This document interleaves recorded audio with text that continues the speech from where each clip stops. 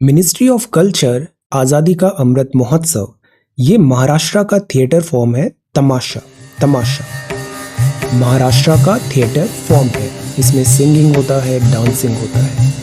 तमाशा में जो female actress chief exponent of dance होती हैं उनको बोलते हैं मुर्की। मुर्की इमोशंस पोर्ट्रे किए जाते हैं डांस के थ्रू वेरियस जेस्चर्स, बहुत स्पीड से क्लासिकल म्यूजिक फॉर्मेट में। सो this is ministry of culture आज़ादी का अमृत महोत्सव और आज है 30th of August। Every day means every day, every day means every day. So this is 30th of August 2022। It's you versus you, every day always has been. Today is 30th of August, day of 240. We are going to cover all these important topics. This is Telegram quiz. Every day in morning we are having 5 such multiple choice questions. Vocabulary है आज की। Jubilation का मतलब होता है आनंद, a feeling of great happiness and triumph. Aberration का मतलब होता है विपथन, a departure from what is normal, usual or expected. Veracity का मतलब होता है सच्चाई, conformity to facts and accuracy. Infatuated का मतलब होता है मुग्ध होना, possessed with an intense but short-lived passion or admiration for someone. Infatuation. Deplorable का मतलब होता है खेदजनक, deserving strong condemnation. Disgraceful, shameful, dishonorable. So ये vocabulary words हैं आज के लिए. If you come across any other important word, write down that word along with its meaning in the comment section down below. This is CSAT. Every day we are having 2 questions of CSAT. Solve these questions. This is RC and this is Cube. एक playlist है 32 videos का CSAT का, उसको आप binge watch कर लो और daily ऐसे 2 सवाल आप सॉल्व करो। आपको CSAT पेपर 2 में कोई डिफिकल्टी नहीं आएगी। दिस इज क्विज में आज का सवाल है, which one of the following authority recommends the principles governing the grant in aids to the revenues to the state out of the consolidated fund of India. CFI से कौन सी authority recommend करती है? Who of the following shall causes every recommendation made by the Finance Commission to be laid before each house of the Parliament. Recommendation each house of the Parliament. Which one of the following statements about a state finance commission is true? Which one of the following is not a function of Finance Commission in India? Article 37B है constitution का, make special provision for which of the following states. So ये 5 सवाल है आज के लिए। आज के सवाल है match the sports person with their sport. ये यहाँ पे 5 नाम दिए हुए हैं और ये उनके स्पोर्ट है। क्या आप बता सकते हो किस स्पोर्ट्स पर्सन का कौन सा स्पोर्ट है? बिकॉज अभी नेशनल स्पोर्ट्स डे भी था, स्पोर्ट्स का भी हमें एक डिसेंट नॉलेज होना चाहिए। Then this is Aravalli range. मैं आपको हमेशा बताता हूँ अरावली माउंटेन्स बहुत इंपॉर्टेंट है। These are old fold relict mountain, these are fold mountain but dilapidated condition. अगर अरावली फ्लैट हो गया मतलब जो रेगिस्तान है, जो थार डेजर्ट है, इसका डेजर्टिफिकेशन का टूवर्ड्स सेंट्रल इंडिया कोई बैरियर नहीं बचेगा और सेंट्रल इंडिया डेजर्टिफाई हो जाएगा। So that is why these Aravalli mountain range is very very important. So Aravalli range है, ये एक माउंटेन रेंज है, नॉर्थ वेस्टर्न इंडिया में है, करीब 692 किलोमीटर की है, साउथ वेस्ट डायरेक्शन में है लाइक दिस। दिल्ली से स्टार्ट होकर ये पास हो रही है सदर्न हरियाणा, राजस्थान और गुजरात तक। इसकी पीक है गुरु शिखर जो 17-22 मीटर हाइट पे है। अरावली में डाइवर्सिटी भी है, फ्लोरा एंड फौना। तो अरावली रेंज में होम है monkey, langur, sloth bear, spotted deer, sambar, hyena, jackal, jungle cat, python, great Indian bustard, very important, eagles, Indian wolf, flying squirrel. ये सारी यहाँ पे बायोडाइवर्सिटी मिलती है। यहाँ पे बहुत सारे नेशनल पार्क्स हैं और वाइल्ड लाइफ सेंचुरीज भी है। आप कुछ नेशनल पार्क और वाइल्ड लाइफ सेंचुरी बताओ जो अरावली रेंज में है, अरावली हिल्स में। तो ये फ्लोरा एंड फौना यहाँ पर है। Now look at this beautiful Aravalli range. Aravalli range में बहुत सारे फोर्ट्स हैं और बहुत सारे हिस्टोरिकल प्लेसेस भी है, जैसे कि पुष्कर हुआ, उदयपुर हुआ और बूंदी। ये जो उदयपुर शहर है ये किन्होंने बसाया था? उदयपुर शहर was founded by whom? So this is Aravalli range. 30 अगस्त है आज। क्वेश्चन एंड आंसर राइटिंग हम रिज्यूम करते हैं। आंसर राइटिंग प्रैक्टिस में 2 सवाल हैं आज। Patriarchy is the least noticed yet the most significant structure of social inequality. इसको डिस्कस करना है आज। इससे रिलेटेड मैं एक आपको डिटेल्ड आर्टिकल भी बताऊंगा, patriarchy. Then prepare a note on the geography of Japan. जैसे हमने चाइना की ज्योग्राफी प्रिपेयर किया, now this is the time to prepare geography of Japan. ये सारे सवाल जो मैं देता हूँ ये बहुत वेल थॉट ऑफ रहते हैं और ये आपकी प्रिपरेशन के लिए बड़े इंपॉर्टेंट है। इस एक सवाल से आपसे मिलते जुलते 5-10 दूसरे सवाल भी प्रिपेयर हो जाएंगे। So prepare these questions, write a very good answer and submit it to the website this srajanindia.1। हर सबमिशन का मैं रिव्यू करूंगा, just write and submit, okay. तो आज हम ऐसे का भी रिव्यू करेंगे towards the end of this video. Now this is the Hindu newspaper. Before that ये ऐसे का एक पीडीएफ है जो मैंने मेन स्पेशल कोर्स में बताया था और ऐसे भी मैंने शेयर कर दिया है। इस पीडीएफ को देखो, सारे PYQs हैं यहाँ पे and certain dos and don'ts भी है। अब सी प्रैक्टिस एक लेवल तक हमें रूल्स पता होने चाहिए, then it is all about practice. It is all about practice. So आपको सारे रूल्स पता है, ऐसे कैसे लिखना है, क्या करना है, क्या नहीं करना है। इसके बाद तो आपको प्रैक्टिस करनी पड़ेगी। जितना प्रैक्टिस करोगे, आप 5 ऐसे लिखो, 5 ऐसे लिखो, आपको अपने आप ही डिफरेंस नजर आने लग जाएगा और अपने ऐसे प्रिपरेशन का लेवल यहाँ से यहाँ पहुंच जाएगा। But you have to write actually में लिखना पड़ेगा। So write these essays, okay. So this is the Hindu. बाकी आज जो मेंस कोर्स है, मेंस कोर्स में हम अभी नोट्स और रिवीजन क्लासेस कर रहे हैं। इसमें कल मैंने इंटरनेशनल रिलेशन स्टार्ट किया था। कल हमने चाइना पढ़ा, श्रीलंका पढ़ा, अफगानिस्तान पढ़ा और हमने दिस पाकिस्तान भी देखा था। इसके अलावा अब हम कुछ मल्टीनेशनल कंट्रीज एटसेट्रा भी यहाँ पे देखेंगे। मैं आपका international relations, science and technology, polity, current affairs, environment and economy, ये सारा सेक्शन अभी 1-2 हफ्ते में पूरा करवा दूंगा। बहुत शॉर्ट कंसाइज नोट्स हैं और बहुत स्पीड से ये रैपिड रिवीजन हो रहा है। If you want you can join this course. This will be exclusive to this mains batch, okay. So this is the Hindu. Amid floods, Pakistan open to restarting trade with India. Now see, Pakistan में अभी this natural disaster है, in deep trouble. Flood बहुत ज़्यादा severe हो गया है पाकिस्तान में और इसके कारण बहुत इनोसेंट लाइव्स भी यहाँ पे लॉस हुआ है। So this is very painful. So that is why prime minister साहब ने यहाँ पे हार्ट फेल्ट कॉन्डोलेंस दिया है to the victims of floods in Pakistan. Saddened to see the devastation caused by the floods in Pakistan, we extend our condolences to the families of the victims, the injured, and all those affected by this natural calamity, and hope for an early restoration of normalcy. So again, this is humanitarian thing. So that is why India ने यहाँ पर condolence दिया है और helping hand भी offer किया है। और इस पूरे बैकड्रॉप में for past some time trade stop था, नॉर्मलसी नहीं थी। तो Pakistan is again flip flop चल रहा है यहाँ पे डिसीजन मेकिंग की ट्रेड नॉर्मलसी वापस रिस्टोर कैसे की जाए। So let us see. Violent crimes in country back to pre कोविड-19 लेवल। एनसीआरबी एक डेटा रिपोर्ट बनाता है। NCRB, national crime records bureau of India, इसने सारे टाइप ऑफ डेटा 2021 को कलेक्ट किया और रिपोर्ट में बताया कि rape, kidnapping, atrocities against children, robberies, ये इंक्रीज हुए हैं लास्ट ईयर में। कोविड-19 के टाइम पे डिप हुआ था, अब ये सारे केसेस अगेन ऊपर राइज हुए। So this is again safety, security, internal law and order. Reliance Jio to roll out 5G services from October. बहुत एक्साइटिंग टाइम आने वाला है डिजिटल रिवॉल्यूशन का। 5G गेम चेंजर होने वाला है, बहुत नई अपॉर्चुनिटीज यहाँ पे क्रिएट होंगी। Then this is baby steps. तो ये बेबी एनिमल है, बेबी एलिफेंट है। बेबी एलिफेंट को काफ बोलते हैं। Forest personnel with an elephant calf rescued from a river after being washed away from near this river in Mudumalai tiger reserve in Tamil Nadu. तो आपको मैंने एलिफेंट रिजर्व्स भी बताए थे, elephant reserves of India. Elephant जो होते हैं they are very very important species. Elephant conservation बहुत इंपॉर्टेंट है। एलिफेंट आप बताओ साइट्स की किस लिस्ट में है, वाइल्ड लाइफ प्रोटेक्शन एक्ट की किस लिस्ट में है, क्या ये शेड्यूल 1 लिस्ट में है, यस और नो। एलिफेंट का स्टेटस बताओ, एलिफेंट का कंजर्वेशन स्टेटस। IUCN की भी किस लिस्ट में इंडियन एलिफेंट है। एलिफेंट 2 होते हैं, अफ्रीकन एलिफेंट और इंडिया में एशियाटिक एलिफेंट। तो एशियाटिक एलिफेंट का कंजर्वेशन स्टेटस आप बताओ। Baby steps. So this is the front page of the Hindu.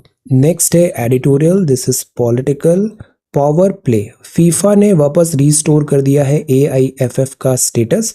तो इंडिया में जो अंडर 17 फुटबॉल वर्ल्ड कप होने वाला था वो टाइमली कंडक्ट होगा। बट द पॉइंट इज यहाँ पे रिस्टोरेशन हो गया है, बट अगेन डिबेट है कि जो स्पोर्ट्स बॉडीज हैं इस पे एक्सटर्नल इन्फ्लुएंस होना चाहिए, एक्सटर्नल गवर्नेंस एडमिनिस्ट्रेशन होना चाहिए या नहीं होना चाहिए। क्योंकि एट टाइम्स जो इस टाइप की स्पोर्ट्स बॉडीज है इनका भी ट्रांसपेरेंसी एट टाइम्स नहीं होता है। फॉर एग्जांपल सुप्रीम कोर्ट ने ये जो एडमिनिस्ट्रेटिव बॉडी सेटअप किया था AIFF के कंडक्ट को देखने के लिए, वो भी इसलिए किया था बिकॉज देयर वर रीजंस कि स्पोर्ट्स बॉडीज मैलफंक्शन करती है, प्रॉपर ट्रांसपेरेंसी नहीं होती उनके वर्किंग में।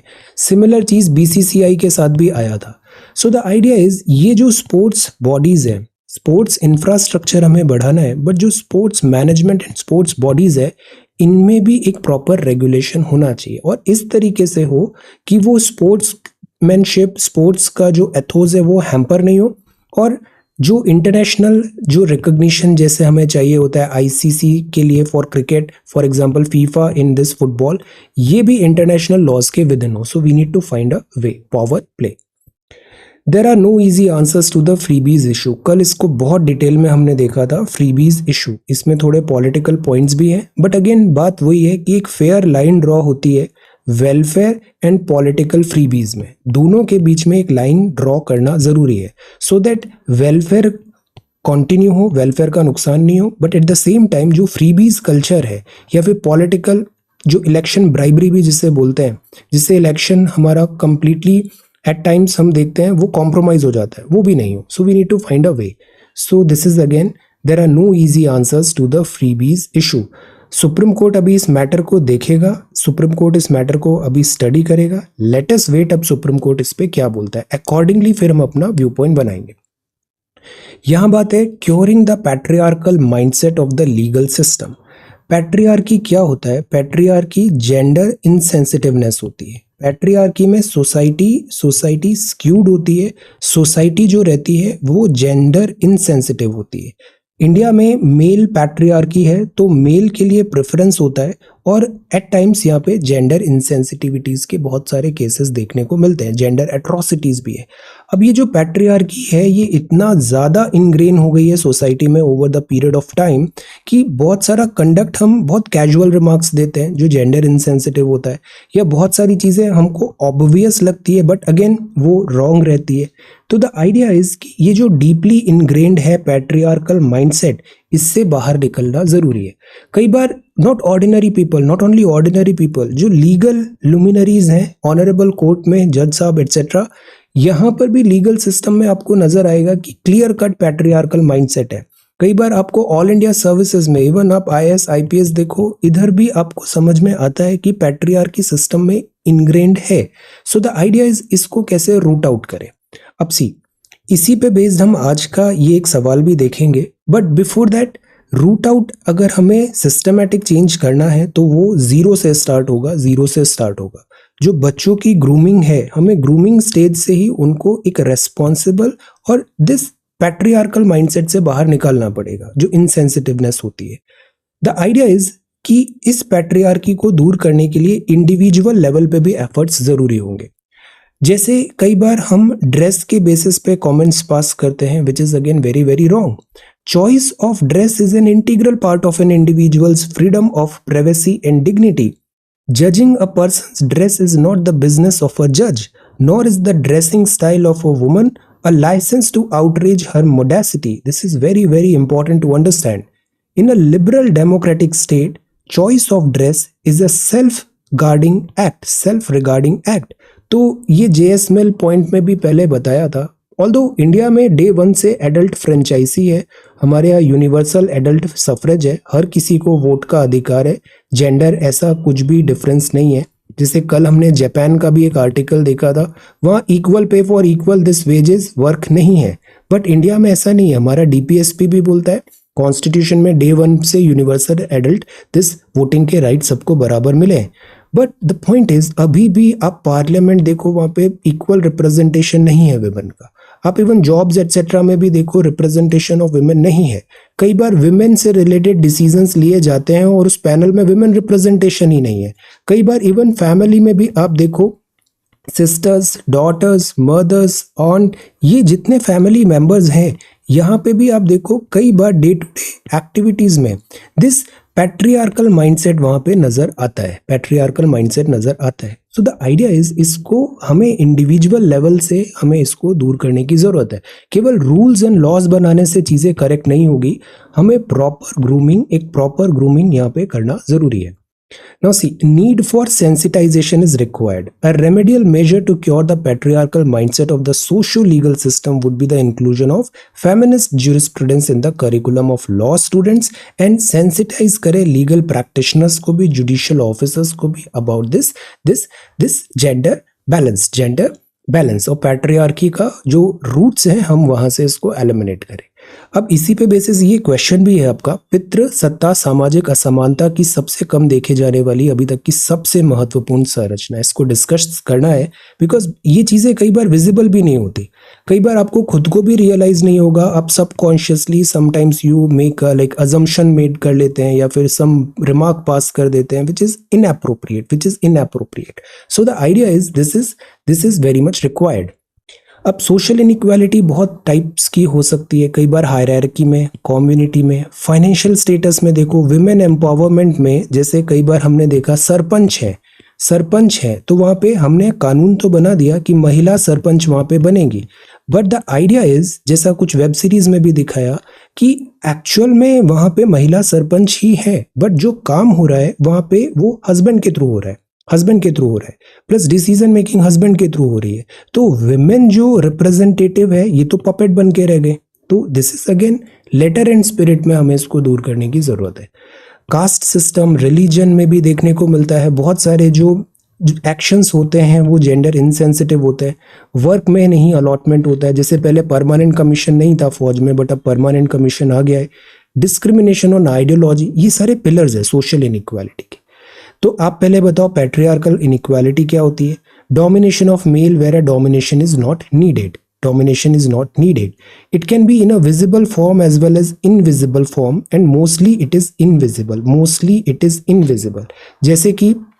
जैसे कि रॉकेटरी हुआ, साइंटिस्ट हुआ। I was reading one article, एक नासा की साइंटिस्ट थी, उनका एक आर्टिकल था, ट्विटर पोस्ट था। सो वो एस्ट्रोफिजिस्ट थी and she posted one comment, but automatically because of this patriarchy ये अजम्पशन किया गया ट्विटर कम्युनिटी ने वहां पे कि ज्यादा नॉलेज नहीं है, और वहां पे उनको समझाने की कोशिश करने लग गए mail who do not know anything about this space, astronomy or astrophysics. So what does it tell? It tells this patriarchy, it tells this patriarchal mindset कि आपने एक mindset बना लिया है कि women ऐसा साइंटिस्ट नहीं हो सकती, एस्ट्रोफिजिक्स साइंटिस्ट नहीं हो सकती। This is the problem. So it can be in a visible form as well as invisible form subconsciously ऐसा हमने mindset बना लिया है। Mostly it is invisible होती है। तो the short story is presence of staunch patriarchy is although camouflaged but well reflected in decision making in not adherence and disrespect to views as well as making and adhering to opinions। हम opinions pass करते हैं, हमको opinions देने में बड़ा we Indians love that। So again this is one thing, if you do not know something why are you passing on opinions and judgments? So the point is this is also one thing।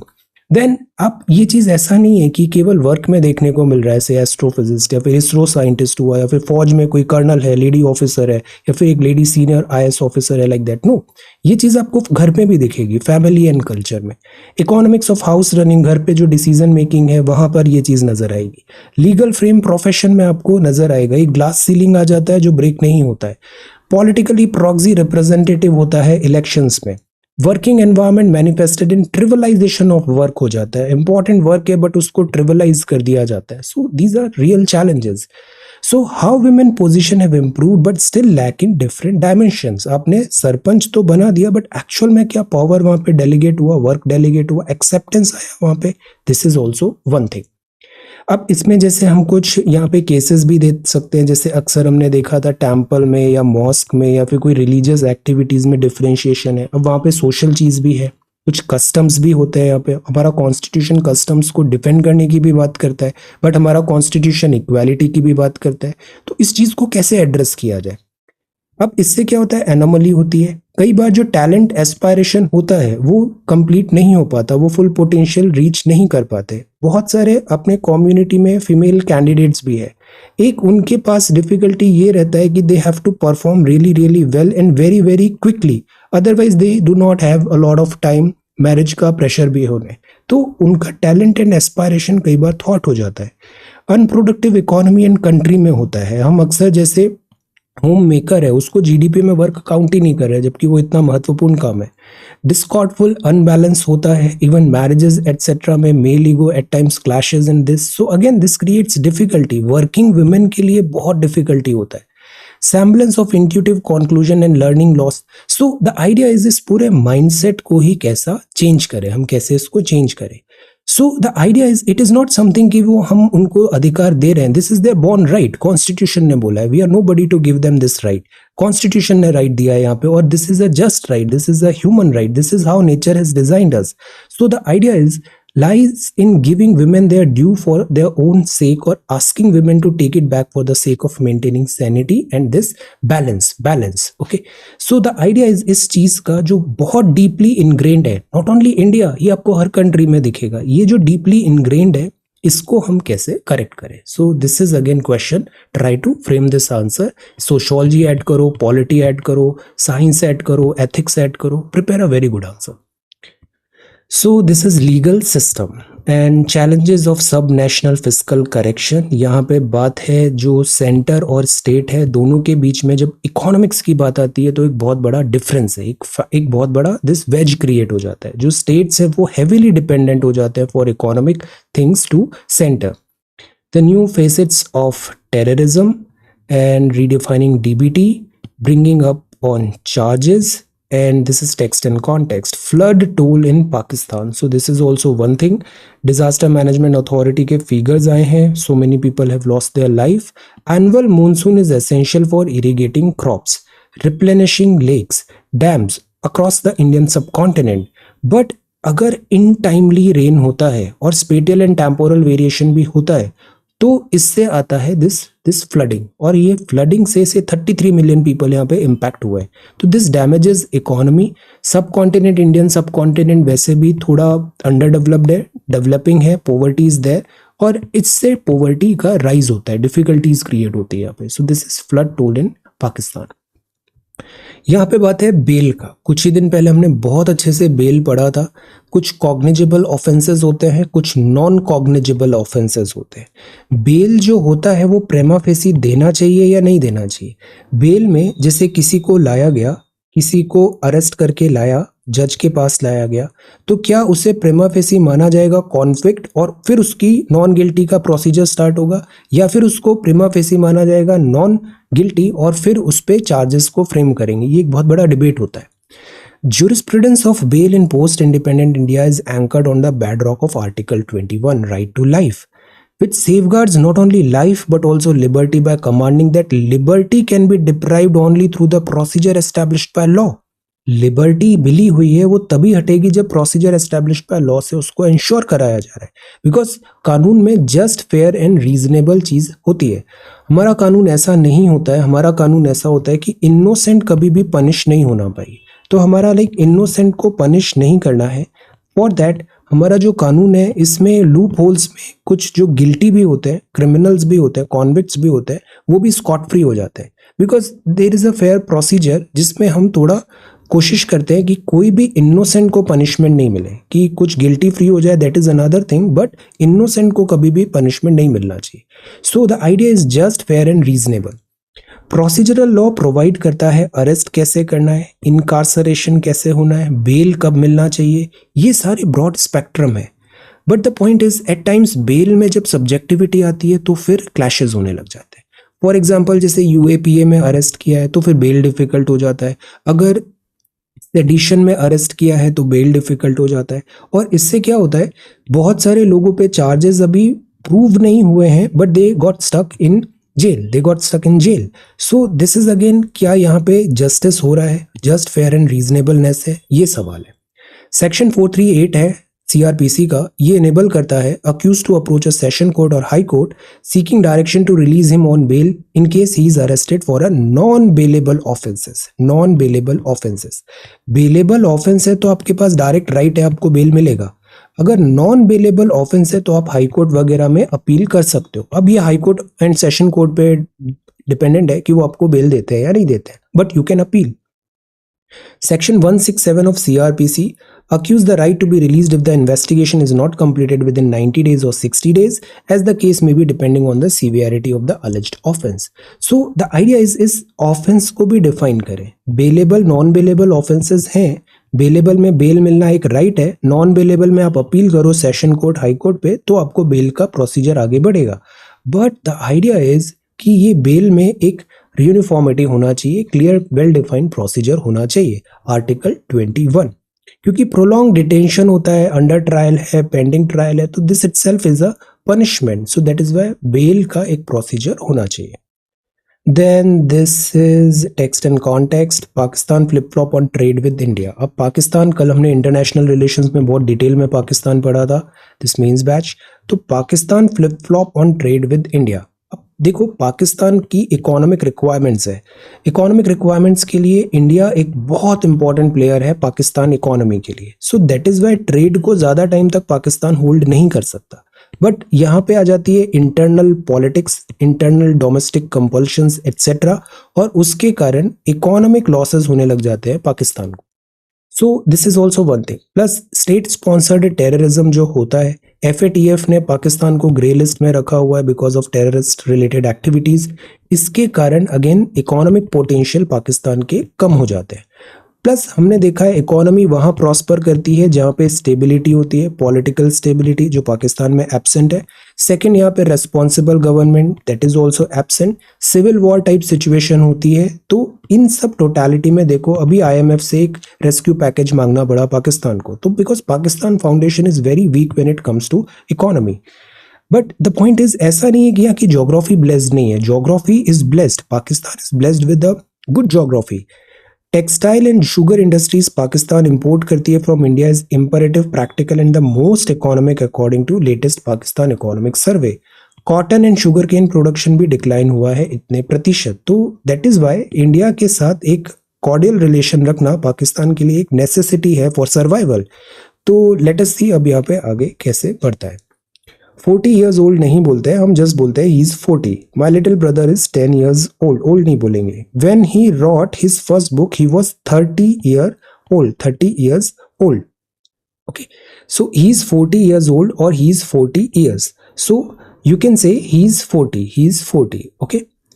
So now 9:30 o'clock, जब आप ऐसे time बता रहे हो तो o'clock use नहीं करोगे, you will just say I will meet him at 10:40 tomorrow morning. 10:40 o'clock नहीं बोलना है। She plans to go by the 10:30 train, meet me tomorrow afternoon at 2:30। The custom has been down to us from time immemorial, मतलब बहुत लंबे time से ये हमारा custom चला आ रहा है। ओके, जब आपको चीज बहुत शिद्दत से चाहिए तो यू कैन से, ये तो हम बोलेंगे नहीं, she is dying for a break from the routine, like she's dying for some company, loneliness, she's dying for some company like that. So this is there. अब ये डाइंग अलग चीज होती है। डाइंग जो होती है ये कपड़ों को कलर करना होता है, डाइंग, है ना। देन डेब्यू बोलते हैं, टी नहीं आता इसमें, English is a funny language. What is the difference between efficacy and efficiency? Efficacy का मतलब है कि उससे डिजायर्ड रिजल्ट आएगा या नहीं आएगा। आप आंसर राइटिंग करते हो, आप मेंस में रॉक करने वाले हो, मार्क माय वर्ड, तो एफिकेशियस है वो। I don't believe this medicine efficacious है या नहीं है। एफिशिएंसी क्या होती है? अगर आप डेली न्यूज़पेपर पढ़ रहे हो, लिटिल बाय लिटिल कंसिस्टेंट हो, तो ये बड़ा एफिशिएंट प्रोसेस है, इससे टाइम वेस्ट नहीं होता। तो his efficacy as an administrator is yet to be seen. Effectiveness, efficiency has to do with acting effectively. Rafale deal and I have to induct first LCH squadron. यहाँ पे light combat helicopter का squadron आ रहा है Indian air force, which is a good thing, Indian air force. तो IAF अभी operate कर रहा है MI-25 and MI-35 helicopter, Russian origin के हैं, ऑब्सोलीट हो रहे हैं। अभी हम इसको अपग्रेड करने की बात कर रहे हैं। This is air helicopter air helicopter squadron. Chinese troops stopped graziers in Ladakh. The incident in Damchok did not lead a face-off between the two forces, government ने बताया। कल हमने इंडिया चाइना रिलेशंस भी बहुत डिटेल में देखा था। China के बारे में जानना बहुत ज़रूरी है। Then this is snag postpones NASA का moon mission. RIL to spend 3.5 lakh crore on expansion 5G etc. Sensex rupee slide हुआ बिकॉज फेड का हॉकिश टोन है। ये चीज मैंने आपको कई बार बताया है, एक होता है हॉकिश और एक होता है डोविश। दोनों में क्या डिफरेंस होता है? Tell. This is hawkish, like a hawk, और like a dove, hawk dove. What is the difference? Tell. RBI banking frauds, Mercedes and this is fuel vehicles. Coffee day का रेवेन्यू कम हुआ है। Beijing ahead of this, loan कम हुआ है, debt कम हुआ है। Beijing ahead of Indian tech in hubs in APAC. Yes, हमें कैचअप करना पड़ेगा। So this is the Hindu newspaper. Now let us come to this, these your submissions. अब 2 सवाल थे यहाँ पे। Dreams which should not let India sleep, ऐसे था। Digital economy, a leveller or a source of economic inequality. 2 type के student होते हैं जो प्लान करते हैं। पहले टाइप के स्टूडेंट है, बहुत चीज़ें देखेंगे, वीडियोस देखेंगे, बुक्स पढ़ेंगे, नियम पढ़ेंगे अच्छे से, ऐसे की हर एक चीज़ उन्हें पता है, बट वो आंसर नहीं लिखते हैं। दूसरे स्टूडेंट होते हैं जिनको बहुत सारी चीज़ें नहीं पता बट वो आंसर लिखते हैं। और ये जो दूसरे कैटेगरी के स्टूडेंट हैं जो एक्चुअल में आंसर लिखते हैं, इनके नंबर अच्छे आते हैं। इतना एक्सपीरियंस हो गया इतने सारे स्टूडेंट्स को देखते हुए। Mark my word, execution better होता है then framing a perfect strategy. Execute करो, जितना भी है आपको आता है उसको लिखो। सी, तो let us sorted by oldest. और जैसे अमरजीत ने लिखा, अमरजीत ने एक्चुअल में आंसर लिखा। This is really good. जैसे क्रिकेट में होता है ना, कमेंट्री में बोलना इजी होता है, इसको ऐसे खेलना था, वैसे खेलना था, दिस एंड दैट। एक्चुअल में खेलना, परफॉर्म करना कोर्ट में, वो डिफरेंट चीज होती है। तो सेम इज हियर। बातें बनाना अलग होता है, एक्चुअल में लिखना अलग चीज होती है। आप एक्चुअल में लिखो, आपको फायदा होगा बहुत। Amarjeet, I am so happy, आप बहुत अच्छा लिख रहे हो। मार्जिन भी आ गया है, वेरी गुड। आपकी राइटिंग भी बहुत अच्छा है, लिखने का तरीका भी बहुत अच्छा है, वेरी गुड। कुछ कुछ अंडरलाइन करो यहाँ पे, और अंडरलाइन करो इंपॉर्टेंट बातें। कलर दूसरा टाइम मिलता नहीं है 2 पेन यूज करने का, एक ही पेन लिखो और उसको अंडरलाइन कर दो। Yes, very good, this is really really good, बहुत अच्छा है। आगे की राह थोड़ा और एक्सपैंड करो। Conclusion. Neha, this is Russia Ukraine crisis, आपने यहाँ पे पोस्ट किया है। This is good. Ukraine Kyiv, very good. तो ये अच्छे से तैयार हो गया हमारा, फैंटास्टिक। अब ड्रीम्स तो बहुत सारे हो सकते हैं, सबको आइडेंटिफाई करना था। आपने सेग्रीगेट भी कर दिया, very good. Education, employment, corruption, food security, very nice. Women's society, very good. फिर रिफॉर्म्स भी बताए, फिर ड्रीम्स, देन वेरी गुड। आपने 8, 9, 10, वेरी गुड। एटलीस्ट 10 ड्रीम्स तो आने ही चाहिए थे। Terror, very good. कंक्लूजन, और जितना डिफरेंट रेंज के भी आ रहे हैं वो भी अच्छी बात है। कंक्लूजन भी बहुत अच्छा फुल पेज का है, very good answer, I am very happy. Digital economy में भी अलग अलग एस्पेक्ट्स आपने बताए, एडवांटेजेस, डिसएडवांटेजेस, बट ओवरऑल हमें प्रो डिजिटल इकोनॉमी रहना है। Aparna, this is very good. First para intro is good, फिर first dream women, prevention children, then this is corruption, terror, dream, very good. Education, इस answer में ना range बताना था। आप खूब सारे पॉइंट्स बताते हैं अलग अलग ड्रीम के, सब्जेक्ट वाले ड्रीम बताते, polity, economy, geography, sociology, history, ethics, सब चीज़ों के ड्रीम्स बताते, वेरी गुड। देन यहाँ कोट से स्टार्ट हुआ, वेरी गुड स्ट्रैटेजी, आप बहुत अच्छा कर रहे हो Vishal, this is really really good. Dreams to women, very good, this is good. 1, 2, 3, very good. Underline भी किया है, very nice, this is good, very nice. Conclusion थोड़ा और बड़ा करो, कंक्लूजन में सब समराइज करो, 1 पेज का तो होना चाहिए, वेरी गुड। देन ड्रीम्स में आपने बताया एपीजे अब्दुल कलाम साहब से स्टार्ट किया पॉइंट्स, वेरी गुड। अब देखो इसमें नए नए चीज़ें ढूंढो, हम जैसे रेगुलर पॉइंट्स आप देख रहे हो ना, कुछ एक नया, I am trying to look for something new, क्योंकि अक्सर सारे स्टूडेंट्स यही 8-10 पॉइंट ही लिखने वाले हैं, करप्शन, दिस एंड दैट। अब आप इसको और इनोवेटिव कैसे बना सकते हो, सोचो, कुछ नए पॉइंट्स देखो, क्योंकि इसके हटके भी आप नए पॉइंट्स, कुछ आज की डेट के भी पॉइंट्स सोच सकते हो। इससे ऐसे थोड़ा डायनामिक बनता है, अच्छा बनता है। कुछ स्कीम्स बताओ यहाँ पे, लेटेस्ट चैलेंजेस बताओ, सवाल पूछो, जैसे ये वेलबींग ऑफ सोसाइटी, बड़ा अच्छा पॉइंट यहाँ पे बताया आपने, this is very good Neha. तो सी, कुछ एक अलग चीज मिला, टिपिकल टॉप जो होते हैं ना पॉइंट्स, वो सब वही लिखते हैं, तो हमें थोड़ा कुछ नए पॉइंट्स भी लिखने चाहिए। जैसे फ्यू नाइटमेयर्स बताए, ये बड़ा अच्छा आंसर है Neha, this is really really good. Satyendra आप बहुत अच्छी कॉपी हो गई है, आई एम सो हैप्पी। आप 2 महीने पहले का और आज का कॉपी देखो, डिफरेंस नजर आएगा। Very good. डेटा गोपनीयता, वेरी गुड। अभी नया जो बिल आ रहा है वो भी अच्छे से हमें पढ़ना है। Digital economy, very good. Then this is Sapna, तो दिस इज गुड। सपने जो भारत को सोने नहीं दे, अंडरलाइन करो, हेडिंग सब हेडिंग डालो थोड़ा ऐसे में, है ना, हेडिंग सब हेडिंग। और this is Ratna Priya, very good. Bhim app बताया, डिजिटल। आपके आंसर्स बहुत स्ट्रक्चर्ड हो गए एंड आप बहुत अच्छा करने वाले हो अभी मेंस एग्जाम में। Okay, you are going to do really really good. Vipul, this is again good. ऐसे आपका वर्क बहुत अच्छा है, लैंग्वेज प्रोफिशिएंसी भी बहुत अच्छी है, और प्लस दिस इज गुड कि बहुत मोनोटोनस नहीं होता है आपका। Very nice. So this is again flow है, गुड। रेंज होनी चाहिए ऐसे में, जितनी रेंज और एग्जाम्पल्स होते हैं ना वो उतना ही इंटरेस्टिंग ऐसे होता है और पर्सनलाइज होता है, इस चीज को ध्यान रखना है। कॉन्क्लूजन भी बहुत अच्छा है। Ruhani, this is again very good. See कितना अच्छा स्टार्ट है, आपने बहुत अच्छा स्टार्ट दिया है। Education, safety, very good. थोड़ा और इलेबोरेट करो कॉन्क्लूजन। देन डिजिटल इकोनॉमी के बारे में बताया, ये बहुत अच्छा है, वेरी गुड। अभी एक बिल आने वाला है, अच्छे से पढ़ना है उसे। Shubham, this is again good. Bill से स्टार्ट किया, इश्यूज बताए, plans ahead, plans in action, aspirations and conclusion. और इलेबोरेट करो, कंक्लूजन बड़ा होना चाहिए।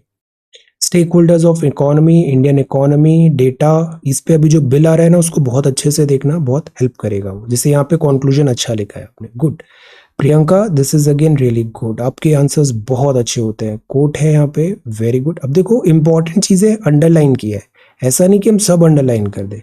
ये एब्रप्ट एंड लग रहा है, थोड़ा और डिटेल इसको बताओ। Then Kaushik, this is also really good. See कितना अच्छा कोट है, this is really good.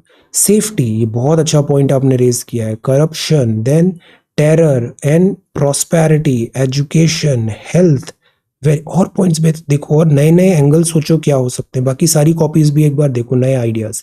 Digital economy, Aarti, this is really really good. जो क्लीश होता है ना ऐसा भी नहीं होना चाहिए, हमें एक थोड़ा अच्छा वैरायटी होना चाहिए ऐसे में, जैसे ये स्कीम्स वगैरह लिखे, वेरी गुड। एक ऑप्टिमिस्टिक नोट पे एंड करना है। Thakur, this is again really good. Quote से स्टार्ट किया, ड्रीम। आपकी कॉपी भी डे बाय डे बहुत अच्छी होती जा रही है, I am very happy. Underline करो, इंपॉर्टेंट जो लाइंस होती है ना अंडरलाइन करो, हेडिंग सब हेडिंग भी करो, right. And then Kavita, this is really really good. Quote से स्टार्ट किया। अब देखो ये एक एनेक्डोट दिया, एक स्टोरी टाइप बता दिया, इससे थोड़ा पर्सनलाइजेशन आता है, वेरी गुड स्टाइल। एजुकेशन है, then health, women empowerment, word power, terrorism, home for all, this point is good. Biodiversity, see the range, this is what I was looking for, range. Clean energy, democracy, this tells कि आप कितना 360 degree में सोच पाते हो। Aditi, this is really good, once again very good work, quality work. ऐसे cut नहीं करना है, ये आदत जा नहीं रही है, इसको बस एक बार सिंगल कट करो, अलग से हाईलाइट होता है बड़ा। Okay, this is good, then very nice, points are good. Social reforms, बहुत अच्छा पॉइंट है। Fundamental duty, crimes, education, health, very good. Underline आप बहुत अच्छे से करते हो, important points only, very good. Governance, climate change, अब इस ऐसे को पढ़ो, ये ऐसे बहुत अच्छा लिखा है, कंक्लूजन भी बहुत अच्छा लिखा है, very good Aditi, this is very very nice. Neha, digital economy, आप भी बहुत अच्छे से लिख रहे हो, डिजिटल इकोनॉमी। ओवरऑल हम प्रो डिजिटल इकोनॉमी है, तो हमको चैलेंजेस बताने थे और उसको फिर सॉल्यूशन भी बताना था। कंक्लूजन देखो कितना अच्छा है, Aadhaar, UPI, DigiLocker, Umang, very nice. Vishal, this is again really good. Digital economy, very nice. आपके आंसर्स बहुत अच्छे हो रहे हैं, फ्लो भी बहुत अच्छा है, लैंग्वेज प्रोफिशिएंसी भी बहुत अच्छी है, वेरी गुड। सारे एस्पेक्ट्स बताए, देन एक कंक्लूजन भी यहाँ पे ड्रॉ किया, way forward, digital economy, excellent. Daman, this is again really really good, बहुत अच्छे आंसर्स। देखो ऐसी शॉर्ट पैराग्राफ्स बनाना है, इससे क्या मोनोटोनस नहीं होता। अब अलग अलग पॉइंट्स लिखो और कंक्लूजन थोड़ा और बड़ा बनाओ, बड़ा कंक्लूजन लिखो। Shravan, this is again really good. देखो स्टार्ट कितना अच्छा है, यहाँ पे एक निसंदेह सारे अपने व्यू पॉइंट्स रखे, तो एक आर्ग्यूमेंट रखा। अब सवाल पूछो जवाब दो, सवाल पूछो जवाब दो, ऐसे अलग अलग एस्पेक्ट्स इसके सारे टच करो, डिफरेंट एस्पेक्ट्स टच करो। एग्जाम्पल्स जैसे ये दिए, उदाहरण, एग्जाम्पल बहुत अच्छी चीज होती है, इससे आपकी अंडरस्टैंडिंग बेहतर समझ में आती है।